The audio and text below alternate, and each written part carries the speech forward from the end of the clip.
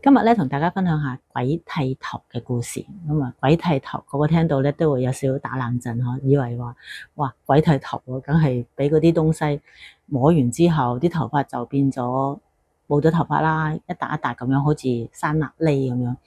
咁其實鬼剃頭咧都有一個醫學名詞嘅，咁就叫做禿斑。有一個民間故事咧，可以分享俾大家咁啊。有一個朋友啦，咁佢個爸爸就有一晚出咗街，出咗街之後咧就有東西叫佢個名字啊，叫佢個名字。咁跟住佢轉個頭咁啊，望一望咁啊，當然係望唔到嘢啦。咁啊，然後翻屋企咁啊，如常咁樣瞓覺。瞓醒覺之後咧，咁就發覺個枕頭裏邊就甩咗好多頭髮。咁然後就照下塊鏡啦，咁就好奇怪地咧，佢個禿斑咧係啱啱好似有5隻手指印咁樣罩住個頭咁樣，真係哆唻咪發嗦啦咁樣，5個印喺個頭殼頂嗰度，就5個位置咧都係一個禿斑嘅現象出現嘅。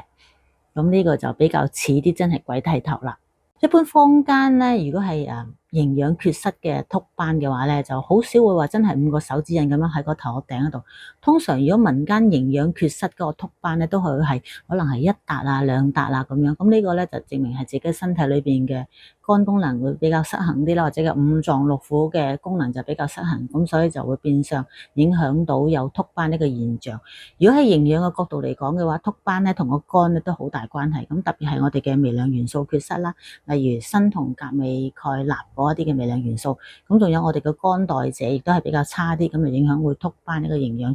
失衡嘅出現啦。嗱，咁如果真係撞到一啲鬼剃頭嘅事嘅話，又唔知點樣處理嘅話咧，最簡單嘅民間方法咧，我哋都係會教啲朋友咧喺一啲路邊嘅三叉位度咁啊拜拜啦，咁啊睇下會唔會可以嗱嗱聲將啲東西請走佢，就唔好再搞住自己。咁啲頭髮咧就亦都希望可以喺補充營養嘅過程裏邊咧，就好快咁樣生長翻出嚟。如果喺醫學嘅角度嚟講咧，一般嘅禿斑嘅話，如果處理得好嘅話咧，咁基本上喺1年之內咧，頭髮都可以會慢慢生長翻出嚟。如果真係鬼剃頭嘅話咧，基本上呢啲係好似變魔術咁樣，呢頭搞掂咧，嗰頭啲頭髮就好似好快咁樣，啲毛囊咁樣慢慢，你會變翻烏黑色咁樣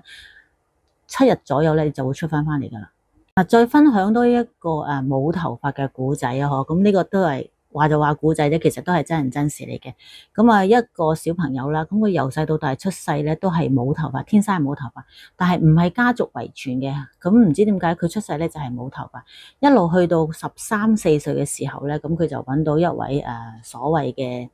氣功師啦，咁當然呢個氣功師就唔係一般嘅氣功師嚟噶啦。咁當時成家人咁樣就陪住呢一位13、14歲嘅朋友咧，就去到揾呢一位氣功師治療啦。咁喺現場咧，其實好多人都親眼見證到啊。當嗰位醫師同嗰個朋友抹除咗佢身上面嘅污糟東西嘅時候咧，咁現場咧已經係個個都見證到佢個頭髮咧，已經係即時喺個毛囊嗰度少少有一啲黑色嘅毛咁樣走翻出嚟。咁呢個係非常之神奇嘅事件，咁但係亦都係真人真事，係有見證嘅。世事無奇不有啦，咁有陣時聽完之後，如果唔信嘅咪當故仔咁樣聽咯，如果信嘅話，咁就繼續相信落去，咁就 OK 噶啦。我哋又講下營養產品邊一方面嘅可以針對翻自己嘅肝功能同埋嗰個頭髮嘅生長。呢個納米燕窩精咧行水解嘅，咁身體容易吸收啦。咁當你嘅細胞靚嘅時候咧，再食其他保健品嘅時候咧，就相得益彰，就更加好。好多時都會同朋友分享就係，如果你個身體嘅肝功能如果係差嘅話，你食好多保健品咧，可能都會有啲浪費。咁所以咧，我通常都會建議啲朋友咧就食個最基本嘅，呢個就係牛樟芝啦。牛樟芝裏邊有啲乜嘢喺度？除咗牛樟芝之外咧，咁佢仲加有苦苓枝啦，同埋有冬蟲夏草喺裏邊嘅。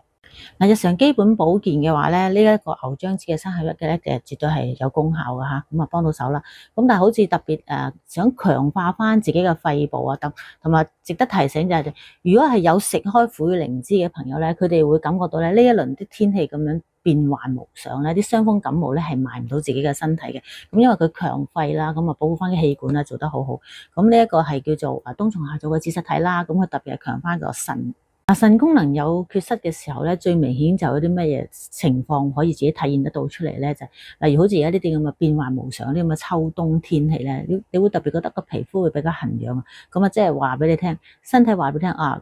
腎功能咧差少少啦，要留意翻，所以要補充翻一啲可以強翻腎嘅食品咯。同埋如果三高唔穩定嗰啲朋友咧，腎功能咧都係有缺失㗎，咁所以要補充翻啲腎功能嘅產品咧就會實在啲。咁啊，呢個冬蟲夏草紫實體咧就可以幫到手啦。講起呢個冬蟲夏草嘅紫實體啦，咁啊有個個案分享俾大家喎。咁啊原來咧我哋有陣時有啲朋友佢瞓覺嗰陣時，一瞓低喺張床度就天旋地轉，或者係一起身嗰下咧都會轉一轉個頭，跟住先企得定個人。咁其實咧呢個都係腎功能缺失嘅警告嚟嘅。咁我哋都要嗱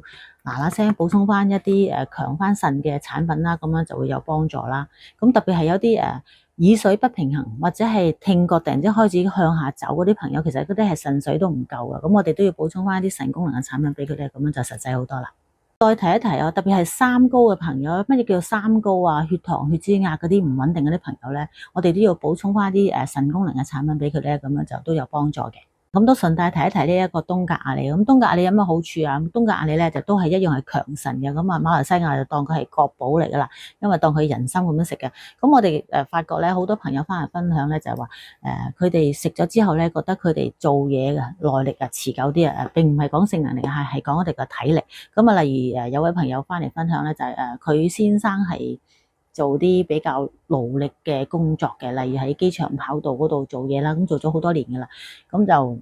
發覺咧食咗呢一個苦雨靈芝同埋呢個冬格亞梨之後咧，佢個先生都識得同佢講啊，而家收工咧就冇以前咁攰咁疲累，咁所以佢都持續食用嘅，咁呢個都係個好好嘅見證嘅分享嚟嘅。如果心水清嗰啲朋友咧，佢哋只會識得計翻啲食保健品嗰啲時間嘅。有個食保健品嘅個案分享咧，好實在嘅。咁呢個朋友咧，咁就同我偶遇咯，咁嚟到我鋪頭咁啊，覺得自己身體成日都好似每況愈下咁啊。當年佢就40零歲左右啦，咁就同我講